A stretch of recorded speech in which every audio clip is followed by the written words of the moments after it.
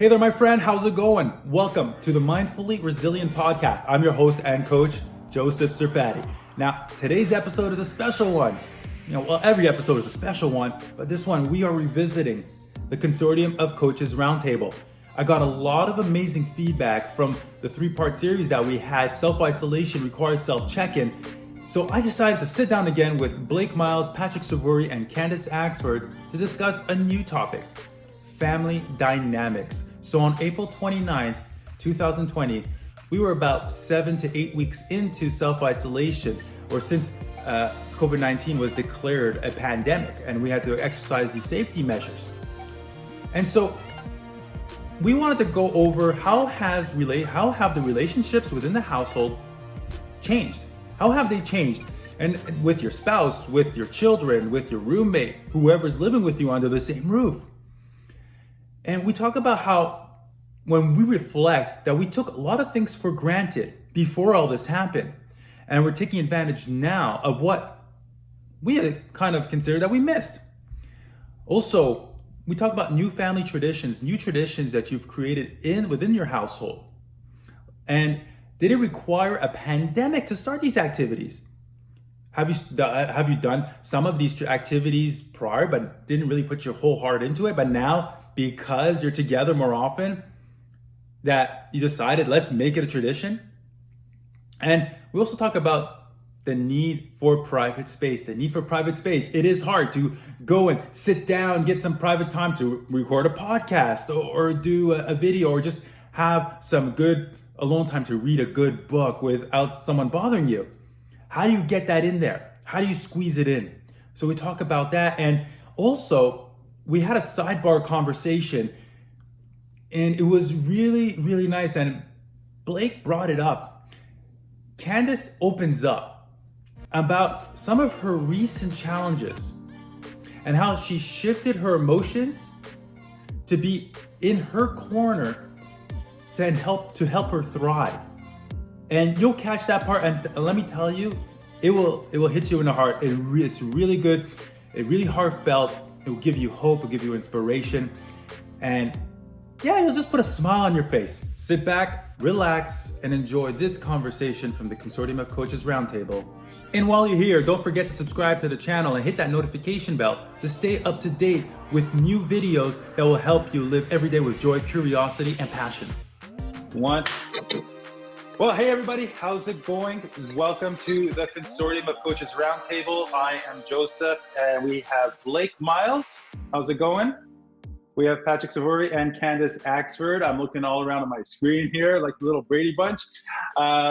Fun to see that today. So if you enjoyed and had a chance to listen to the last episodes, 3 episodes of the Consortium of Coaches Roundtable, Self-Isolation Requires Self-Check-In, thank you very much for checking that out. I hope it inspired you and empowered you through what we're living through, the virus crisis. So keep that head up, okay, and check in on those habits. Stay healthy, and keep that mind right. So in today's episode, we're going to be talking about family dynamics. Obviously, most of us, at the time of recording this is April 26, 2020, and for most of us, we're about 7 weeks, so start of week 7 or 8 in self-isolation and practicing physical distancing. Yeah, at this point, it's just a big blur, right? And it has become what it is, our new normal. It's our new normal right now. And I want to open up with a little story. That will set the tone for this conversation. So maybe I would say roughly 3 weeks ago, three and a weeks ago, I went out for a walk. I go out for a walk with my kids, my family, regularly when I can. And my daughter, my oldest, usually likes to take her bike and go around the block. It's become a habit. It's become a tradition where we make the effort and make it a point to get that physical activity together. Then we went around twice, and I was like, okay, I was about done, but then my wife, Suzanne, had to bring our youngest in. She was pushing her on the stroller and decided to bring her in because she's already falling asleep. So let's put her in the house. It was kind of cold outside. My oldest, she looked at me and she said, Dad, can we go around again? It's like I thought about it. I'm like, sure. First of all, it's an opportunity to bond, and it's also an opportunity for her because she hasn't left the neighborhood. You know, she's stuck in this neighborhood. So like, okay, instead of being stuck in the house, might as well be stuck in the neighborhood by going around a little bit. So we went around the block another time, and halfway, what I want to let you know is that her friend lives on the other side of our block. She hasn't seen her friend in about 3 or 4 weeks. When I said, hey, look, your friend's over there, you should have seen the smile on her face, the smile of on her face. And it was priceless. And then we decided they were riding their bikes together, you know, one on one street, one on one side of the street, the other on the other side. But just to see her smile, it was a genuine smile. I don't know, all of you, you know, can agree with me or just picture it. You know, when your kids just have something genuine happens and just like, you look at it and just smile. It's beautiful. So, you know, what I call is a parenting win in a way, but it was a huge impact, not only for me but for her as well. So what I'm getting at is that, you know, it's a huge, life is a painting, life is a work of art, and it's all these brush strokes, and this is a brush stroke that will never fade. Okay, and so this is the opportunity now to strengthen those family dynamics. How are you developing this family habits? What's your relationship like? Now that we're about almost 2 months in, what is your relationship like with your family? Have you checked in on that? And have you developed new traditions? So let's get started. Let's go with Blake. What traditions, what have you done? How's your family dynamic like right now amidst this whole COVID-19 self-isolation? You know, I'm not 100% sure, but this morning there was a Post-it note on my pillow from my wife, and it was just 2 checkpoints, and it said death, divorce, check 1. So I'm guessing it's not going well. Sorry, I'm kidding. And I only joke about it because it is actually going very, very nicely. But our dynamic has shifted a lot because I'm sure most people know that normally my grandkids are here. They're here with me and my wife, but you know, with me when she's at work, and they're actually with their mom. So I've been grandchild free for a little while. So my wife and I have gotten a little taste of retirement, and we're liking it. And but the biggest dynamic for us is Debbie and I have been very blessed that we're still working. We still are gainfully employed and are working from home through our employers, in her case, and company in my case. And my adult son is with us because he was actually laid off. So he's here at home with us, getting ready, hopefully, to go to university in the fall. So we'll have to see what happens. A lot of different things mixing that up. But basically, he occupies the top floor of the house. My wife is operating her home office on the main floor, and I'm in my basement office doing my business. And then we meet once a night, guaranteed, at some point. It's not always for sure when. You know, it's not like we're right at 7 o'clock or anything like that. We got things to do. Either we go for a walk, we walk the dog, we watch a movie. That's usually Saturday night at the movies. We do that. And our one real ritual is we sit down for about 2 hours, any or every given night, and we play a little card game together. My son actually ordered a bunch of these crazy card games off Amazon, and we actually ended up falling in love with them. And so we did that. And that's the one that we have vowed to make stick, so that when things go back to the new normal, that's our sacred time. We may not be able to do every night, but one night a week, we're not going to let anything shift us. We're going to get together and either play the card game with, you know, more family members, watch a movie, something. We're going to get some sacred family time. Maybe that's dinner with TV tables as well or something. We'll work out details later, but we have vowed that we will never let at least one night a week of family together time, no screens, just, well, except maybe a movie screen, and just, you know, time together, interacting, having some laughs. I've laughed more in the last week just playing this game with my family than I have in the past, you know, year and a bit. So that's what we vowed, was that's the sacred time we're never going to let normal life take back away from us. And that's been something very, very special. So apart from that, like I said, our family dynamic. My grandson turned 6 on Saturday, yesterday, and Happy birthday. So thank you. We're all spread everywhere. So we had a virtual birthday party. So we got on Messenger video, and Mom baked him a cake, and we watched while he blew out his candles, sang him a song, watched him open his presents, listened to him tell stories, watched him play for a while. We were in the room virtually for, a good hour and a bit, and just shared his birthday with him. And it just shows that, where there's a will, there's a way. So I know last year we probably, spent the same amount of time on his birthday, and we were all right there in the room. We rushed through it. We, blew out the candles, quick, have something to eat, now get lost. We're going to go here. We're going to go there. And this year we were reminded how we take those things for granted. And when we were forced to do it virtually, we were reminded what a small little bit of time it takes to do something super special. Thank you for sharing. Thank you for sharing. Candice, how about you? What's it like right now? It is really different for me right now. For everybody in my household, I live with my brother and his girlfriend in the house that my dad left us. I'm used to normally being gone, so I live in St. Thomas and I work in London. So I'm used to leaving early in the morning and not arriving home until late at night because I don't commute back and forth. Once I'm in town, or I'm at the gym.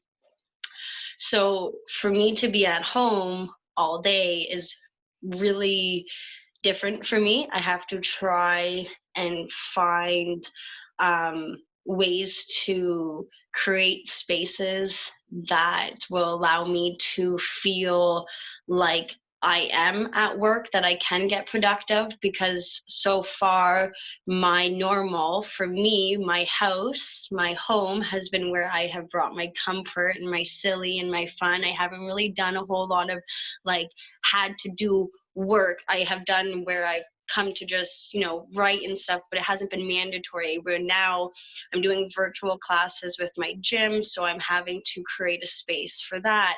I'm having to create a space where it's silence for me to work on the course that I'm creating and be able to shift that sense of home is only relaxing and fun and joyful to, okay, home is that, but in certain spots in the house is meant for you to go and be productive or go and be Coach Candice. So that has been a shift for me. And then also with my brother's girlfriend being home, we've got to spend a lot more time together. My brother just started his actual quarantine because he's a bricklayer. So he's been at work this whole entire time. So it's new to him, but we have been doing a lot of renovations as well in the house. So it's a lot of communication that has been happening, a lot more. But luckily, kind of like Blake, we all have our spots. I have my attic space, we share the main area, and then they have their space down in the basement. So it's just been an adjustment for us. It's been going good. No one's been buried in the backyard yet, so that's a good thing. I checked the bricks. But no, it has been an adjustment, but I find my brother, because of the renos, one of the main things that he did for me was to make sure that my attic space was set up so that I could come up here. So now I have my office little space set up in my attic area. So now I have my own space. So we just got to work on things within the house, got to bring back memories of our dad laughing together and stuff like that. It's been a good connecting time. Have we created really any rituals. No, normally at nighttime we've already all kind of sat down and did our own thing when all of us got home. And I think that's just one thing that has continued throughout this whole entire time, is that we do at nighttime take that time to spend it together. All right. Excellent. Thank you. And Patrick, how about you?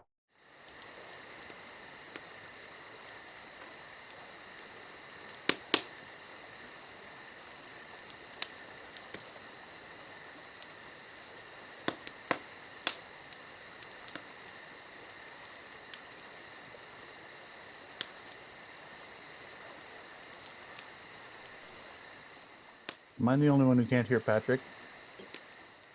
For us, it's been a pretty good time. There was a lot of transition and a lot of readjusting. For a couple of days, it was just me here, and then the family was home, so we had to readjust because I sort of created a routine, and then we had to adjust to a family routine. And then I was doing some of my live workouts and live videos, and kind of getting into that routine of my work from home. And then my wife, who's a teacher, went back to work. So then our schedules changed again because she has office hours and has to submit work and do meetings and things like that as well. So it's been kind of a constant adjustment, really. I think now we're finally at a point where we're all set with our work, because then I started a part-time job. So then we had to adjust things again. So we try to keep it, of course, sort of similar to how we had it before all this happened, as far as me working and kind of different nights that we sort of shift putting our daughter to bed. We kind of change the nights depending on our schedule. So we try to keep that pattern the same as best we could. And we were able to do that just to keep consistency for her.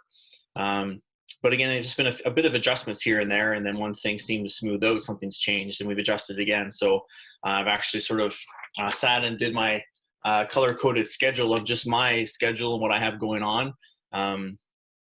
And just to try to fit things out. And for me, this was on my list to do during this time, because I'm not super strong as far as prioritizing and making big schedules and planning out things like that. So just to know where my time was to use for myself and with the family as well. A couple of, I guess, traditions that we've sort of started. I do a live class most mornings at 9 a.m. And after that, my daughter usually comes down with me if she's not there for the class. Sometimes she'll join in and do some of the class. But if not, she'll come down after, and we call that gym time. So she'll play on the BOSUs or the equalizers or run around the space or do something. We usually bounce on the ball. So we'll go down there for an hour or so, hour and a half, and play almost every day. Then we'll come up and have lunch, and then we'll kind of do a bit of our schooling in the afternoon. So it's been fun to do that, because before I was more admin stuff at home and working at different gyms. So she would come visit sometimes, but obviously with gyms and regulations, she couldn't always see my class or do it with me or be on that equipment. So, and I'm fortunate that my both of my kids, my son as well, it just turned 15. He's big in the sports and activity, and she's really picking up on it as well. So it's been fun to really expose her to some of that stuff, and just make it fun for her and expose her to it. I kind of like I was at a young age. The interest came later on in life, but I was always exposed to it and knew of the fitness regime. So for us, it's been nice that way. And then we try to take, and we were trying this beforehand as well, but trying harder now to do same idea. Friday nights, we try to do kind of a family night, whether it's watching a movie. My daughter went through a phase where she didn't like movies, but now she likes them again. So usually every Friday now it's, well, at least once a week, if not multiple times, it's Frozen 2 that we watch. Or we try to do a game or something like that. I DJ a little bit once part-time. So I've got my equipment home from the company I work for. So every once in a while too, I'll set it up and put music on, and she'll have a dance party, and we'll play music and dance and kind of hang out and stuff like that too. So just little things like that, again, where I've got the equipment here right now. We can take advantage of it in the time, and she loves the music and playing around and hearing it. So little things like that, just to do things together. And then another tradition, well, not really tradition, but some timing that I've come up with, and I mentioned this to my tribe once as well, is we try to find time together, but also some time individually. And you guys kind of mentioned this too, with having your spaces and your things. We're both fortunate right now. The place we're renting has an office for both of us. I'm upstairs. My wife has one downstairs for her schooling, so she can go in there, shut the door, get her work done. Same thing, I'm in mine with the door shut. It's my space to get some work done. but then also we do things together. We have our family nights, but sometimes again, we just have our own interests and own different things. So like last night, my wife and I were together in the same room, but we were doing different things. And I think sometimes that's good too, to have that mix. Sometimes you get overwhelmed sometimes, or just so you need that space from each other just to have a break and do something different. And you have different interests, obviously. So we were both there. I was listening to a DJ performance. She was on the computer doing some things. So we were kind of together, but doing our own things too. So I'm trying to find a little mix of that just to get that little break from each other. So that when we are together, we can really enjoy each other's time and hopefully not get on each other's nerves too much. Of course. Well, thank you, all of you. That's great stories. And on my end as well, like same thing when it comes to tradition. Like I've been since all this started, we've been doing weekly Saturday night pizza and movie night.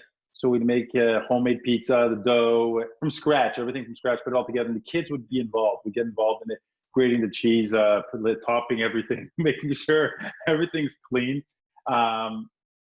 But it's delicious. And then we pick a movie to watch, a movie we haven't seen in a while, and or first time. You know, like last week we saw 2 weeks ago we saw Onward, and this past weekend we watched. We started watching a little bit of Cinderella, the live action, and then they got my oldest guy. She got a little scared, a little, how would I say, emotional, because it's not the happiest beginning, and so we decided to flip to Frozen 2.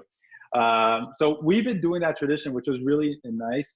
We've been doing our weekly everyday walks as well, or whenever it's nice outside. And here, like yesterday was beautiful. Out of all days, my kids didn't want to go out. I went out, you know, I went outside onto my back porch, but just the walks, the cycling, going around, doing what we can. And obviously the kids have the schoolwork. We have whatever we can do. And also they have religious school. So not on top of the regular curriculum, they have a religious curriculum as well, which is like once a week, twice a week. No biggie. And then at the end that we also, we actually finally established a schedule. So we have things where at this time I do this, or Suzanne does that, whatever it is, just to keep the flow going. So we're not, lost and overwhelmed. Now, when you guys, both of you, Patrick and Candice, both of you were talking about your private space and stuff, I am envious of you guys because I don't have a private space. So if I have to go record a podcast, I have to find a place that, I could be alone for a little bit. If I have to teach a class online, even this call, this video we're doing, I'm in my basement, I'm in the fitness studio, but sometimes the kids come down. And if I want something like quiet, if I'm filming a workout video or whatever it is, I got to make sure I say, hey kids, stay upstairs. But like, unfortunately, obviously they have the right to be down here too because of their play center. So just finding that, and we have an office as well. It's just finding that right timing. Okay, when can I use it? And so I've been working with that as well. So but the relationships is how we're managing.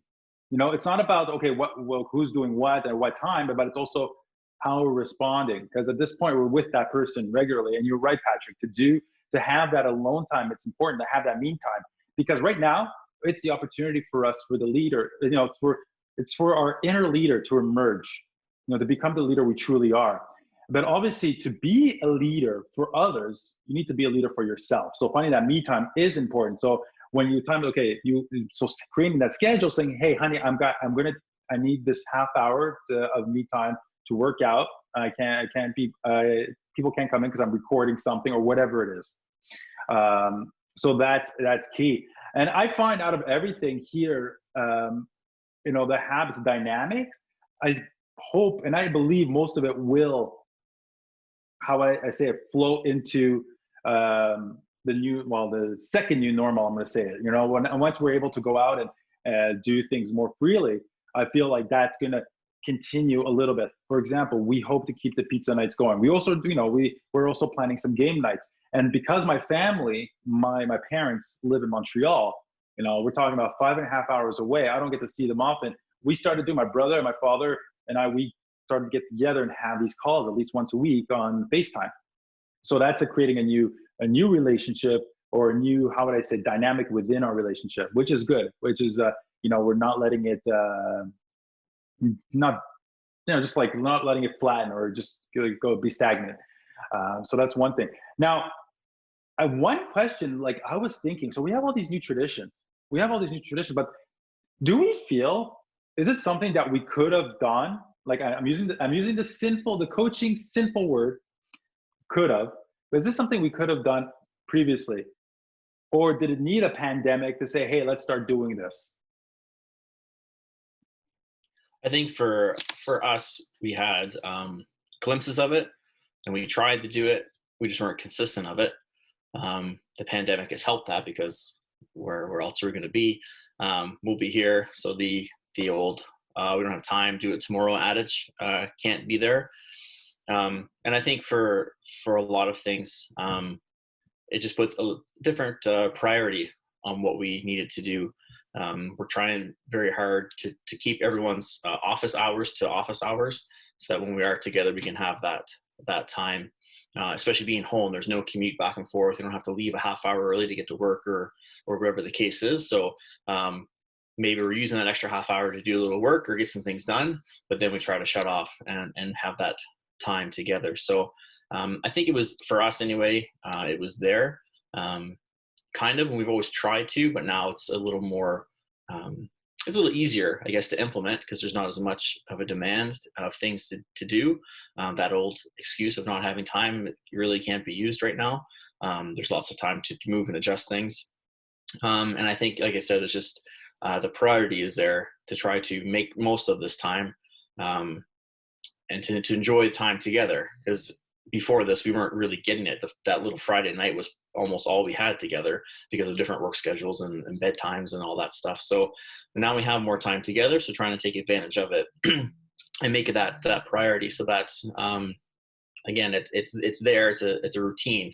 It's not something that can kind of go by the wayside later on. So, and I've talked to clients of mine and stuff that are in different situations that find that for them, it was, unfortunately, it did take a pandemic to really close things together, but it's been the best blessing they've had, because again, now they have that time. They're seeing kind of where things should have been and where things need to be going forward. So it's been a bit of both, the kind of a double-edged sword, a hard thing to deal with for some of them, but again, a blessing in disguise to give them some of that priority and a chance to say, you know what, this thing over here, it's important, but to a degree.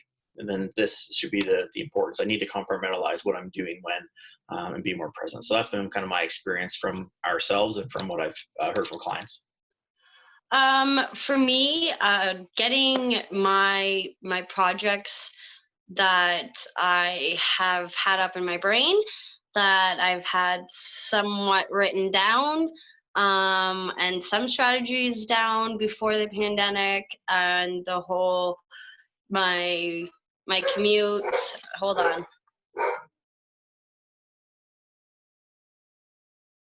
My commute, my dog, I have 2 dogs, crazy.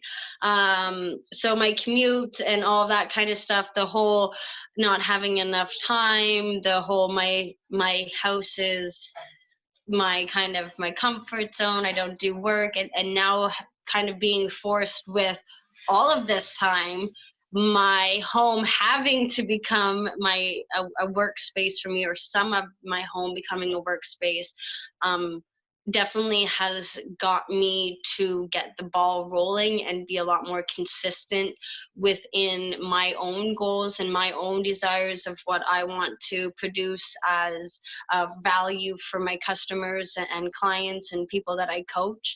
So for me, some of it definitely needed the pandemic. As for others, no, I find that it just threw me a little bit off. So I had to just adjust. So I'm a very huggy person. I like hugging people. I like being close and connected with people. So just having to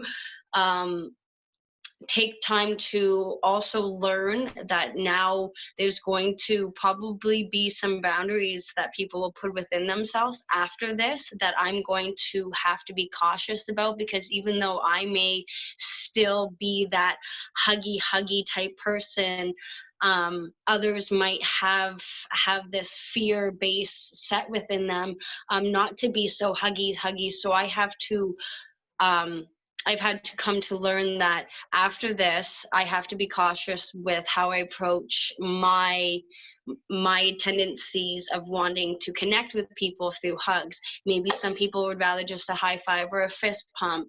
Maybe some people wouldn't want anything right away, so maybe they're just rather a head nod at first. So that is one thing that I've had to come to learn and adjust through the pandemic. So yeah, I guess pretty much for me, the pandemic took a lot for me to shift over into, I think, a lot of things that I needed to just become aware of, like taking time at home to create a space to get stuff done. Because when I'm at the gym, I'm busy, there's clients coming in, there's classes going, there's other trainers I'm talking to. So to think that I'm going to sit down and listen to something, a course that I'm doing, and think that I can actually comprehend some of it, it hasn't been working so far the greatest. So to have now a space at home is definitely something I'm going to progress in and taking advantage of, like, forever, because it's necessary for me. It just gives me a time away also from the people that are living in the house, like, as well, and I know that they don't always want me in their space, so it's a mutual thing. So that's what I've taken away. So yeah, pretty much to answer your question, it took a lot of the pandemic for me to kind of get an eye opener on what I need to focus on and work upon. Yeah, just before, sorry, Blake, to cut you off, but just thinking of the high fives, and maybe not the high. I was going to bring that up. What I've done with my tribe, I mentioned, and we can maybe launch it here for everyone else to hear. I think it's a long overdue time to bring back the old wink and the point. I think that's what we need to bring back. So we'll share here with this community. The old wink and the point is coming back as a good hello. So I just wanted to throw that out there. I know Blake is a big wink and pointer guy, so I just wanted to get that out. I was always favorable to the Herb Tarlick. Yeah. Yeah, that's funny. But you know what's funny, Patrick? I actually thought you were going to bring up, because before getting onto this call, we were listening to our friend Todd Durkin talking about the power of touch, and how it has like so many healing properties. And I as a fitness coach, I can instruct from at a distance, but to be there to really get connected with your client. Look, I pride myself on coaching beyond the reps. All right, I'm not just standing there, 1, 2, 3, 4. Okay, you're done, you're out. Okay, good, next. It's how you're feeling and really going in, building that connection, and that's how you create that bond.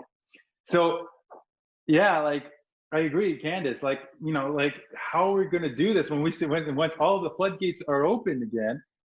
How are we going to do this? And we're like, okay, I'm going to hug everybody. I'm going to even hug the birds in our backyard. But in my culture, in my tradition. So I'm half Moroccan, and so in Mediterranean way of greeting somebody is 2 kisses on the cheek, like the 1, 2. When I grew up, if there were 30 people in the room, that was 60 cheeks right there. Okay, so how is that going to change? The handshake as well, because being when you're a professional, just you're meeting somebody, it's like a firm handshake. How is that going to change? We've already did the fist bump. I remember several years ago, Barack Obama started doing the fist bump. Everybody started doing the fist bump, right? So how is this? Now, what are we going to do now? And obviously, like a little like that I would love to like wink and point at you. For those listening to this, we are winking and pointing with a little smile. So yeah, no, it is interesting to see. And, I give actually, I'm hugging, I love my children. I love my wife. But I'm hugging them a lot more than I used to, because at the same time I'm spending time with them. I'm seeing, my two daughters, and I just to see them live through this. It's heartbreaking. Like we're grown ups, we're more mature. We understand the situation. We have a little more resilience, whereas them, they don't understand, but they do understand, and they're like they don't understand why they're in the situation. They understand why, but they don't understand like the deeper meaning of why we have to be here. And I just hugged them, and in a way, I even commented on Todd Durkin's video on his live feed, saying, I hugged them to let them know I'm there for them, and I hug them to let them know I'm always there for them. So I'm always there. So it's just that feeling, that bond, creating that connection. And so what's going to happen after? So, Well, for me in my family, my son is 24 years old, so he's not interested in any kind of physical touching, especially from his old father.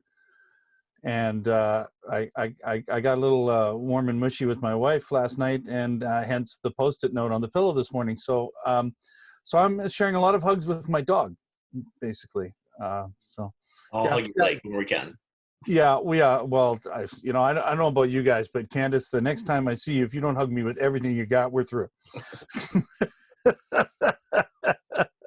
Oh, trust me, everybody that gives me the okay to hug, like I've already told my friends, okay, so when this ends, if you are a hugger and you want me to hug you, you better book like the entire day, like anywhere from 45 minutes to like 24 hours, because I will hug you the whole goddamn time. Like just I'm showing up naked. like, wow. oh, but that's just me. I've always been a hugger, and my hugs are not short. I don't do that. I make you feel my love. So you will be getting one. Don't worry. Tonight's leading story: 54-year-old Brampton man killed by St. Thomas woman during an incredible hug. You know what? It's funny. We should start. We should apply at the conference to be presenter next year, and the workshop should be hugging technique or strengthen your hug, the power of a hug. Okay, we're gonna do some chest flies. Okay, and that's how you get that good hug. Keep the core tight and bring it in. Etiquette, politically correct. Yes, exactly. I actually saw a meme. It was like this guy doing all these arm workouts, and then his little bubble was like, I'm going to be such a good hugger now. And he's just like ripped up on top, like his head to like torso was just like, Whoa! It was amazing. Oh, like, definitely is.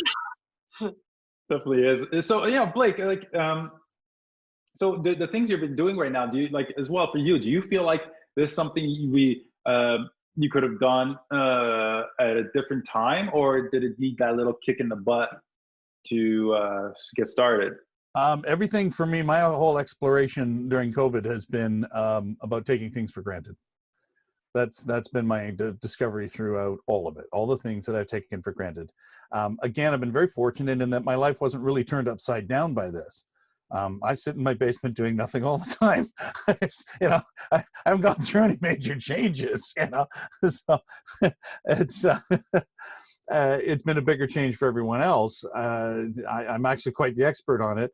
I actually helped my wife and her colleagues set up a Zoom meeting last week for some candidate what do you call it?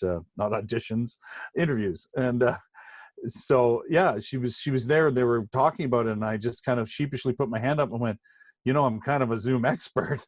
And so I literally was on the phone with her colleagues, showing them how to set up a meeting and do the connecting and get everything set up. And it was very cool. It was a great time for me to meet her. I'm not that familiar with her colleagues. She normally works in Toronto. So, but now they work in our living room. So, it's become different. So her work and the way that I can contribute to what she does and she to me, the time I spend with my grandkids, my time alone, the productivity of my time, these are all things I took for granted. I just went day by day being reactive instead of proactive, not only professionally, but personally. Just whatever life was thrown at me, I'd knock it back, and I would pat myself on the back for knocking it out of the park. And all of a sudden this struck, and reactionary just didn't cut it. You had to make a plan. The only reactionary response in a crisis is so it's like I better get proactive, or at least productive, and get on with what's happening. And then the fact that I shipped my grandkids off just offered me more time to waste. And amazingly, I've become incredibly proactive and productive, personally, professionally, spiritually, in every way. I've put more richness into my life. And when I look back and I feel that temptation to say, well, it's just because I've got more time. Bull.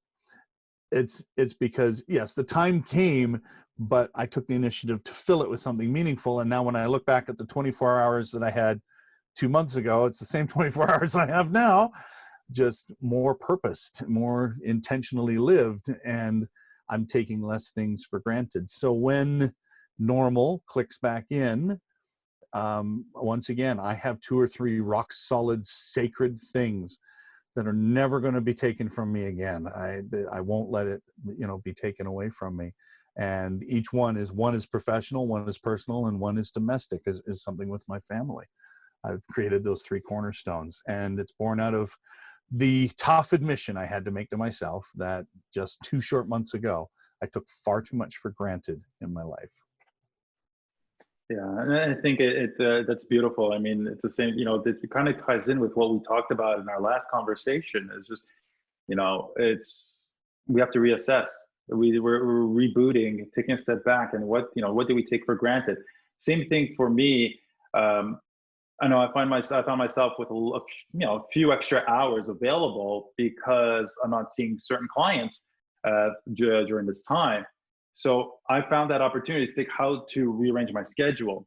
I looked at my schedule and said, what can I do now? And just buckled down a little bit more, take less breaks, because what was happening, I was getting run down. I was tired midway through the day because I had clients, let's say, starting at 6 a.m. So by 2 p.m., I was exhausted, didn't feel like doing anything. But now I have the opportunity to do it. And I realized, hey, I can actually squeeze this in. I just got to create that time. Choose to make that time for whatever it is, whether it's making a workout video, recording a podcast, calling somebody, not texting, calling, creating the consortium, starting the coaches roundtable, or the Consortium of Coaches, is another thing. But it's, like you said, like, I agree with you. The things you take for granted now, like, okay, what do you do with them? How are you not going to take it for granted and be intentional with, with doing it, with, embracing them? I 100%, like, you nailed that on the head. A lot of people, I don't even know if some of you guys know, you might have a brief clip that something in my family, a tragedy happened in my family before the pandemic. One of my brothers was ran over by a 5-ton truck, and there was a good 48 hours where my whole family was very, very unsure whether we were going to have him or not.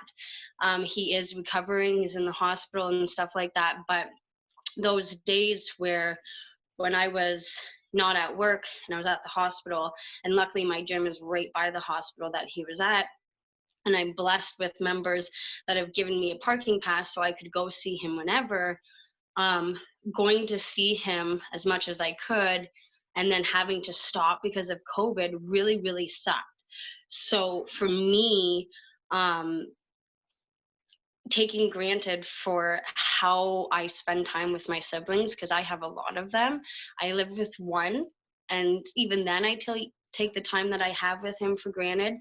But it's more importantly, I have a lot of other siblings that we would talk here and there. We would make sure we were all good and stuff, but to actually spend time with each other and schedule it in was not there. And so when that happened, that became really dominant in my life. And then for it to all of a sudden go, okay, you've learned this lesson, you have to start taking time with your family, as importantly as possible. And when you're not at work, spend it with other siblings, not just the one that you're living with. Take the time. Don't just have your nephew. Spend time with your nephew and your brother.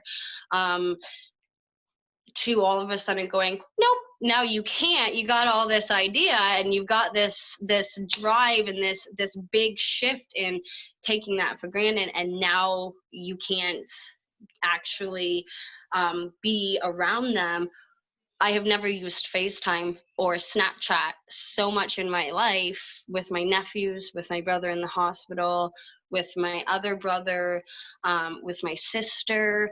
Like, I have just been trying to utilize Zoom, FaceTime, whatever I can, to the most of my ability, because yeah, it's a shift, and there's things that come in life that will just knock you off your feet. And yeah, and if you don't understand what you have and you're grateful for it and appreciate it, it's scary how fast things can just almost be gone, or for some people actually be gone.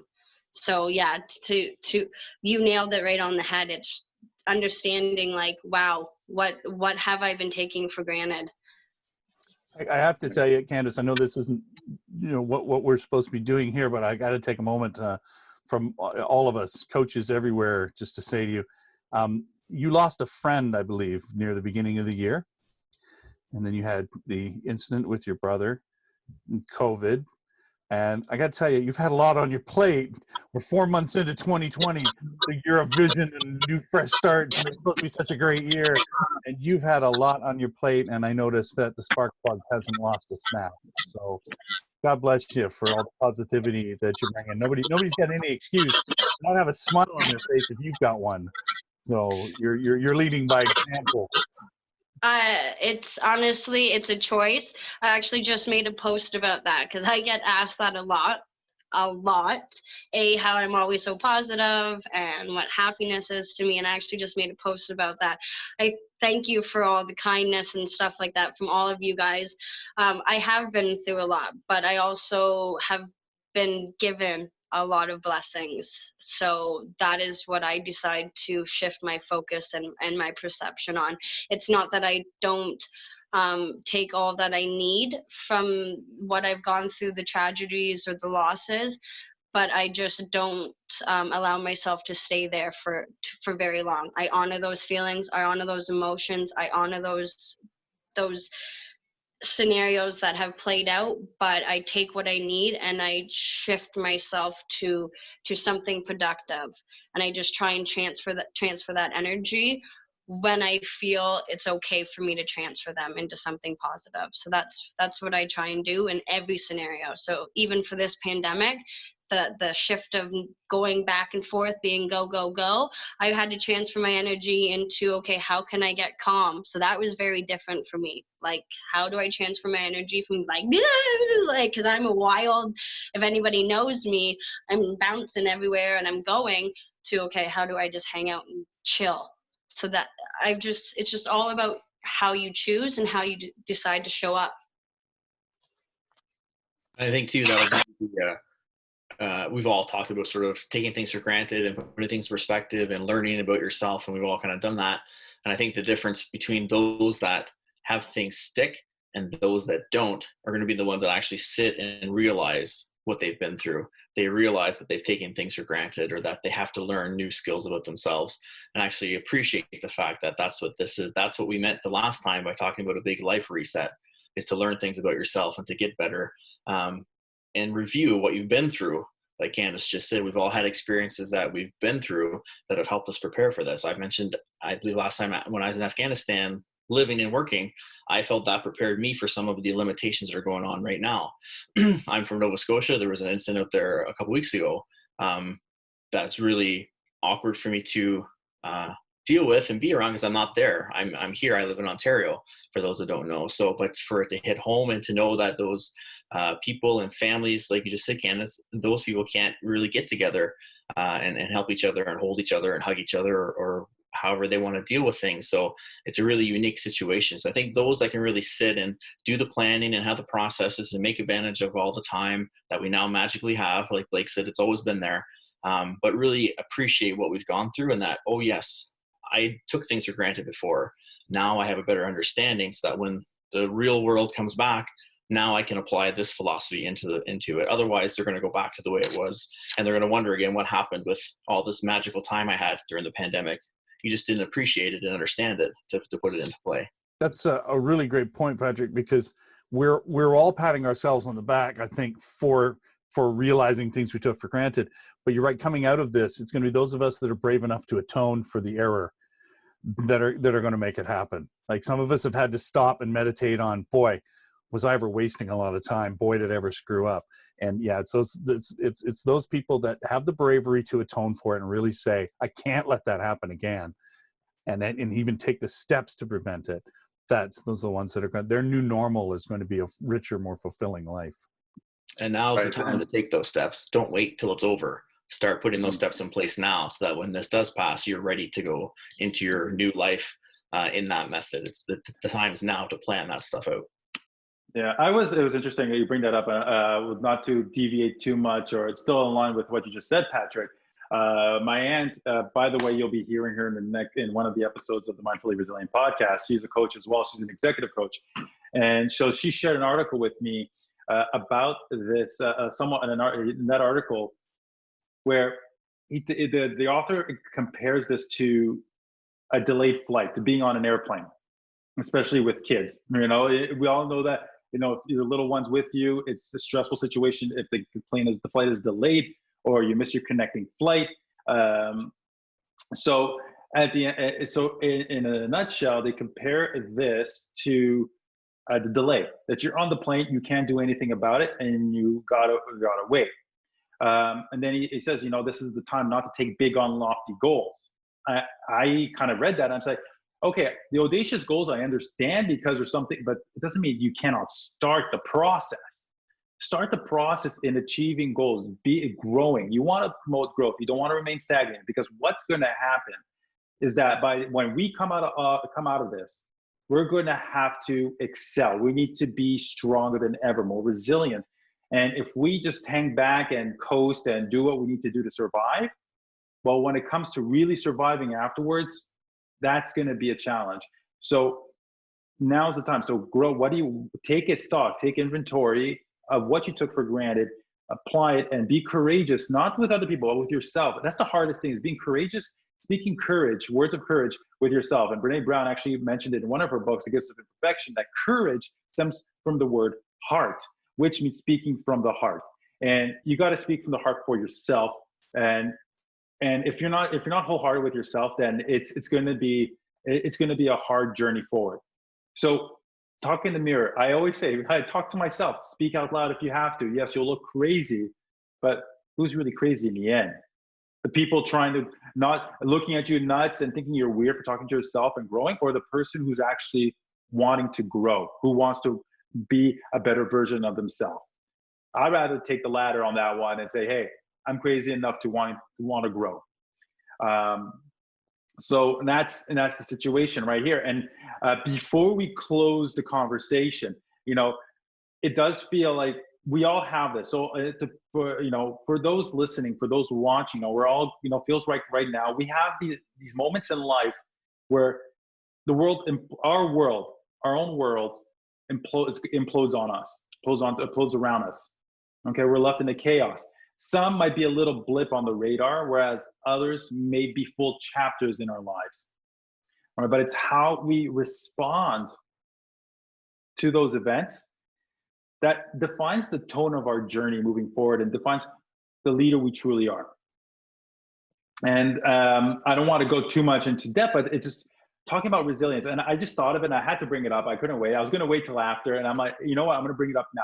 My 5 principles for resilience. And if you guys allow me to, be more than happy to share them. Yeah, I'm getting the nods. I'm getting the nods of approval.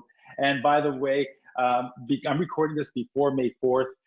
This is going to actually be on Project Hope. I'm speaking at Project Hope with Sergeant Ken. So this is going to be there. So I'm going to give you some advice on my 5 principles of resilience, which I developed through learnings through my mentors over the years. So the first one is celebrate the small wins. What is the one thing today? Answer, what is the one thing today that merits a high five? Speaking of physical contact, what is the one thing that merits a high five? Go and high five the nearest person for that little thing and explain after. So show up to that person and say, hey, high five, and then explain why you're giving them a high five. Celebrate that small win. The second one is attitude of gratitude. What made you smile today? What and who made you smile today? Write them a thank you note. Write them a thank you note and write it down in the journal. Okay. Next one is be comfortable with feeling uncomfortable. So what are you avoiding to start because you believe you can't do it? Now, what is that limiting belief? Now, picture a scenario reframe it with the event without that limiting belief. How would that feel like? How does that feel in your mind? And get after it through that. We often, obviously we're scared of doing things because, we fear judgment. That's why we avoid doing a lot of things. That's what makes us feel uncomfortable, which kind of leaks into the next one. Release perfection, embrace imperfection. Release perfection, embrace imperfection. So when we focus on perfection, we create this tunnel vision. And it focuses only on the negative, shutting out the positive. Okay. I talk about, the example I always use is that when you're painting a piece of artwork or something, or painting a wall, if you're focused on that one little streak, that one little thing, it doesn't fall according to a standard. Well, whose standard is it? And, you're going to be spending 5 hours, 6 hours to paint a wall, whereas it's supposed to take you, 1 hour? So, and that promotes negativity. If you release that, then you feel more positive, you feel content, and you'll feel the growth. Okay. And ask yourself this: did it provide what you did? Did it actually, did it meet? If it didn't meet your perceived perfection, did it produce results still? If it produced results, then it doesn't matter if it's perfect or not. And the last one, and I just renamed it. And I love it. Create your choir. Surround yourself with people who make your soul sing. And at the same time, surround yourself with people who will let you make their soul sing. And together you create that choir. We got to connect more than ever. And we're doing it right now with the family dynamics. We're connecting more with our families, those who live within our households, connecting with them. Some may say we have no choice, but hey, benefit from that. And don't take it for granted. So those are my 5 principles of resilience. And also remember, write everything down. Whatever makes you happy, journal. Even the negative experiences, write them down, because then we all know that writing provides clarity. Clarity precedes genius, as per our friend, my Todd Durkin, right? When he mentions it, but it's true, puts it out in the universe, and it makes it real in our minds. So any final thoughts before we close up? Patrick, Blake, Candice, any final thoughts before we end today's call? Sorry, Blake, cut you off again. I saw that. I heard your choir analogy the other night on your live, and I thought that was really, really great analogy of having the choir together, because everyone, like you said, soul singing, everyone bringing together. It's that circle of 5, that tight knit group we want to have. But thinking of it, the choir, and I know not the singer Blake is obviously, but a choir would have different roles in it. Some take the higher pitches, some take the deeper bassy voice. Sometimes there's a solo. Sometimes everyone sings together. And that's kind of what our life is like too. Everyone has different roles and different parts of it for yourself and how you play to them. Sometimes we all have to sing together, and sometimes people like Blake grab that microphone and do that. Let the record note that Blake Miles has brought in a microphone. It's out here. Stay tuned, gang, for the bonus feature after this episode. Don't be too worried. But it's true, everyone has a role in that choir, and if everyone plays their role properly and together and understand the goal of making that good music, then the song's going to sound great. If everyone's trying to do their own solo or make their own mark in the choir, then the choir is not going to sound as good. It's going to be up and down. So I really like that analogy. I thought that was great. So I'm glad you kind of incorporated that fully into that talk. And I guess for me, like we kind of said, just appreciating the differences, realizing that I find for me too, the big thing from a leadership point is understanding that there's going to be good and bad days. Some days it's hard for me to get on a chat like this or do my own videos where I'm supposed to be motivational and inspirational. So you have to kind of find that way by staying within your routine, getting your movement in, doing whatever works for you to sort of either move on from whatever's bringing you down a bit, or at least kind of take that energy, like Candice said, and channel it somewhere else. So working on those skills and not beating yourself up. I'm in a couple of challenges online with some friends who've invited me in to sort of almost moderate as the Fit Pro kind of thing. And I noticed within a couple of days there was a lot of oh, I didn't get out today and I can't, since this isn't working out and I haven't lost any weight, or, you know, I had a really sad day yesterday. I didn't do anything and this is tough. So I went on to them, just said the two things that I think we really need to focus on is consistency and patience. Build your plan, know your goal, like we just talked about. Saying like no big hairy goals. I think set your goal, like Joseph said, and put it in motion now. So work backwards from it. That's my big thing. Reverse engineer, and I know the three of you do the same thing. Reverse engineer and have things along the way. Those points, so that you know you have little goals that are going to work you towards that big goal, like we said. But be patient with yourself. It's a totally new world. Things are different right now. It's limited. You're going to have ups. You're going to have downs. We all do. Don't beat yourself up about it. If you have a really bad day and you don't get your workout in, or you don't work on your proposal, your book, or you don't take that online Spanish lesson, whatever it is your goal is right now to make you better, it's okay. The thing I try to suggest is set yourself up for success the next day. Don't make it 2 bad days or 3 bad days, because then that turns to a bad week, which turns to a bad month. And then you kind of get into that cycle. Just like positivity builds, so does the negativity. So if you're having a bad day, it's okay. Take your day, do what you need to do. But then before you go to bed that night, make yourself that promise to set yourself up for success the following day. Put your gym clothes out the night before, get your books ready, whatever it is. Do that next day prep, set yourself for success, and then you can almost guarantee you'll get back onto that track the next day. Those are two kind of my biggest things. Thank you very much. That's awesome. That's awesome. Candice, you try to get on here for a second. Yeah, so they kind of go along with what Patrick and everyone's saying. For me, 2 things that I think are really big right now is honoring your feelings are very key, but when it comes to certain things, being aware of what feelings are real and honest, or just being there because they have been used to being there. So one of those feelings is laziness or being unproductive. If that feeling has been manifesting in your body and in your mind for so long, it will be the first thing that your body and mind will want to do: be lazy, procrastinate. So if you are waiting for a feeling to do something, a goal, a task, a habit, my number one saying to my clients is, unless it's something where your body and your mind is telling you that it's actually rest that it needs to repair, it needs to rejuvenate. If it's just laziness or procrastination, acting your way will action will make you feel something way faster than you will ever feel your way into acting. So I always say that. So take action and you will naturally get the byproduct of the feeling that you were searching for or been waiting for to start, instead of opposing to wait for that feeling and then take action. So I always say that.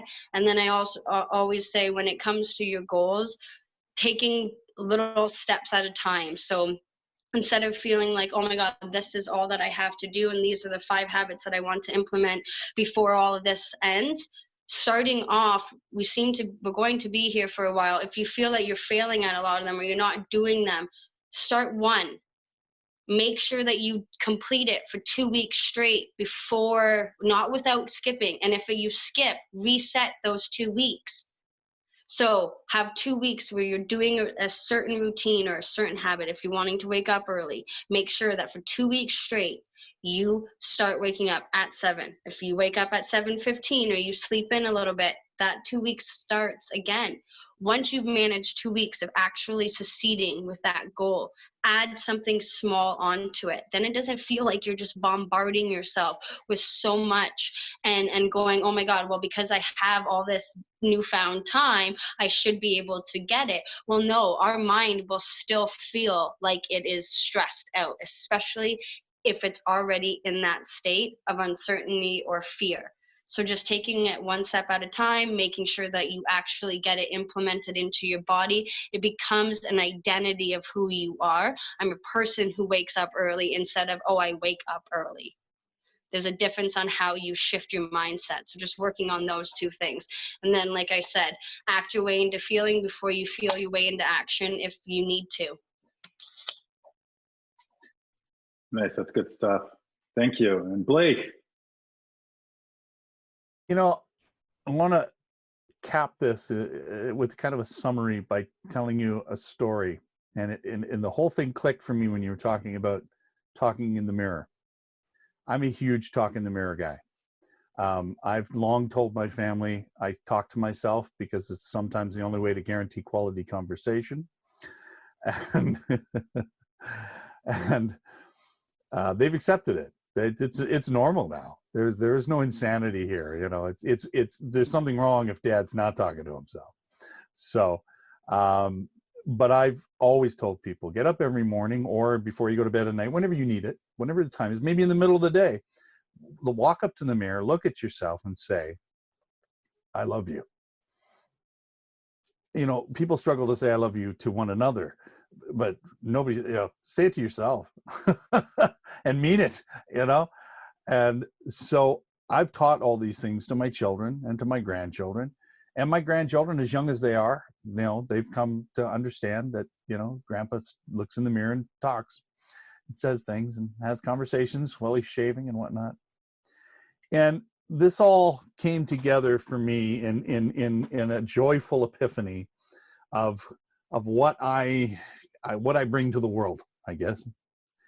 When I was sitting right here, and on the other side of the room, my granddaughter was playing, and I could hear Jackson talking. My grandson was talking to himself, but he does that when he plays. He talks and acts things out or whatever.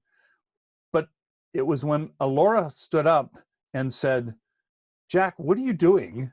That I realized, yeah, it's not quite the same. It's like his voice is echoey. And it suddenly I realized he was in the bathroom. He was looking in the mirror.